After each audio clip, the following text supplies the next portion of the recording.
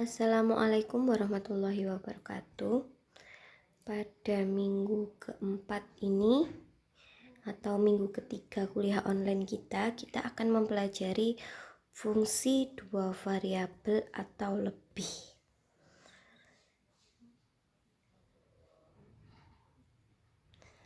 Ya, ilustrasinya kalau peubah itu sama dengan variabel ya. Fungsi satu variabel yang biasanya kita pelajari itu ilustrasinya seperti ini. Nah, ya, ada himpunan A, kemudian ada himpunan B. Selanjutnya, fungsinya adalah aturan yang memetakan elemen himpunan A ke tepat satu elemen himpunan B. Kalau fungsi dua peubah, ilustrasinya adalah seperti di gambar itu ya. Sama, ada himpunan A dan himpunan B, tetapi bedanya adalah sekarang himpunan A itu terdiri dari dua elemen pasangan berurutan gitu ya. Ada X dan Y. Kemudian himpunan ini yang akan dipetakan ke B.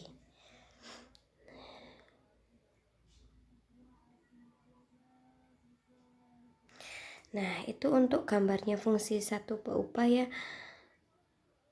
Ada X, ada Y. Ya. Kemudian kalau gambarnya fungsi dua variabel atau lebih itu, nah, ini fungsi dua variabel ya. Ada X, ada Y, kemudian ada Z.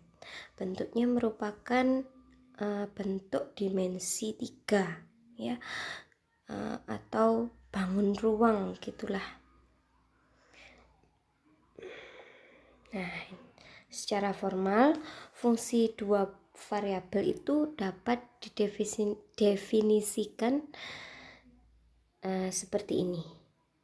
Suatu aturan yang memetakan X dan Y dalam suatu himpunan D yang disebut domain ya, daerah asal X dan Y atau himpunan kumpulan X dan Y disebut dengan domain dengan suatu nilai tunggal dari F yang dinyatakan dengan fxy, di mana F di sini adalah fungsinya atau aturannya.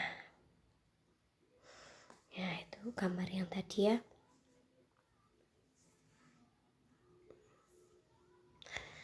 Nah, kemudian pada fungsi dua variabel ini kita akan mempelajari daerah definisi fungsinya. Jadi, daerah definisi fungsi ini adalah syarat nilai X maupun Y ya,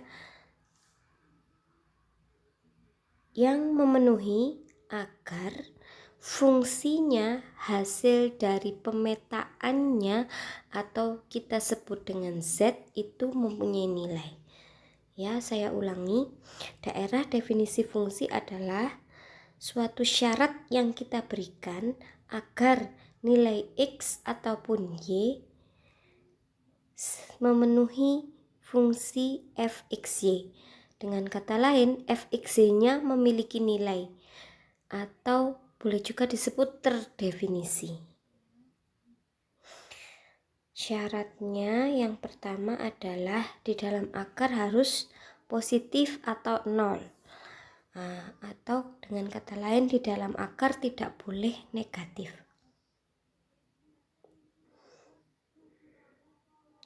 Itu ya. Kalau misalkan ada akar X, berarti X-nya harus lebih besar sama dengan 0. Selanjutnya, penyebutnya tidak boleh 0.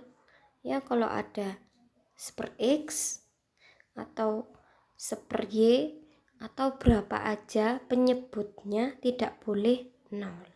Jadi dua ini kita gunakan pedoman untuk menentukan domain dari fungsi dua variabel agar dia terdefinisi.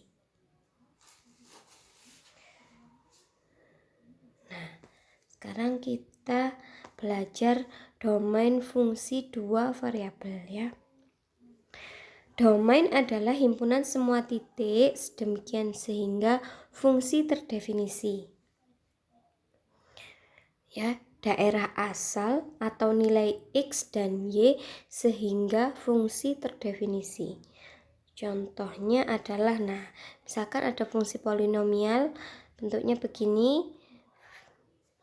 Nah, berarti apa sih syaratnya X dan Y agar fungsi ini mempunyai nilai?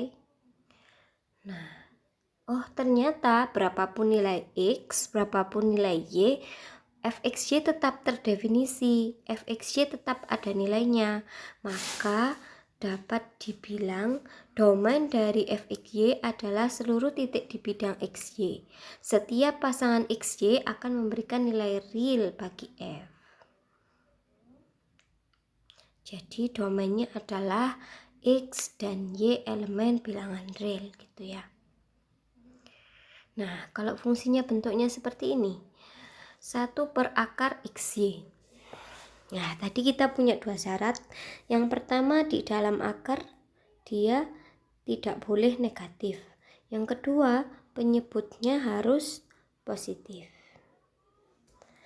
Nah, sehingga kita batasi domain fungsi GXY adalah himpunan XY di bidang X dan Y sedemikian sehingga perkalian XY lebih dari 0. Ya, kalau di dalam akar tidak boleh negatif ya. Tidak boleh negatif dan tidak boleh sama dengan 0-nya karena dia sebagai penyebut. Jadi domainnya adalah semua titik di kuadran 1 dan 3. Ya, kalau X-nya positif, Y-nya positif, berarti perkaliannya adalah positif. Kalau X-nya negatif dan Y-nya negatif, itu juga positif. Yang nggak boleh adalah di kuadran 2. Salah satu X-nya positif, sementara Y-nya adalah negatif. Ya. Sehingga domain GXY adalah X elemen bilangan real, Y elemen bilangan real dengan syarat X dan Y, perkalian X dan Y lebih dari 0.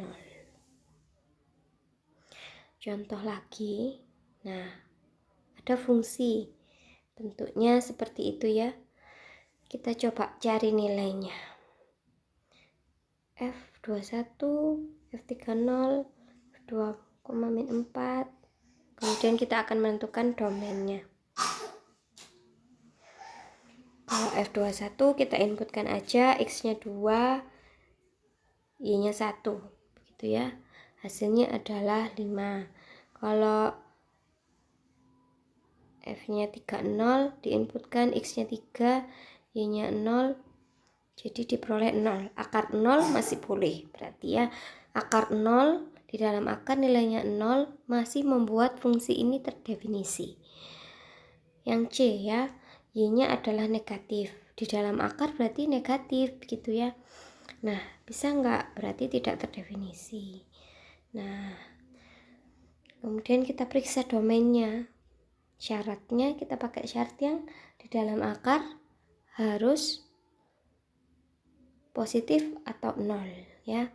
Sehingga dibatasi X, Y, X elemen bilangan real, Y juga elemen bilangan real ya, dengan syarat Y harus lebih besar sama dengan 0.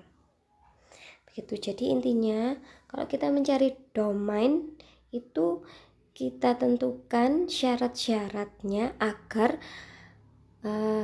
fungsinya itu ada nilainya. X dan Y diberi syarat agar fxy-nya ada nilainya. Begitu ya.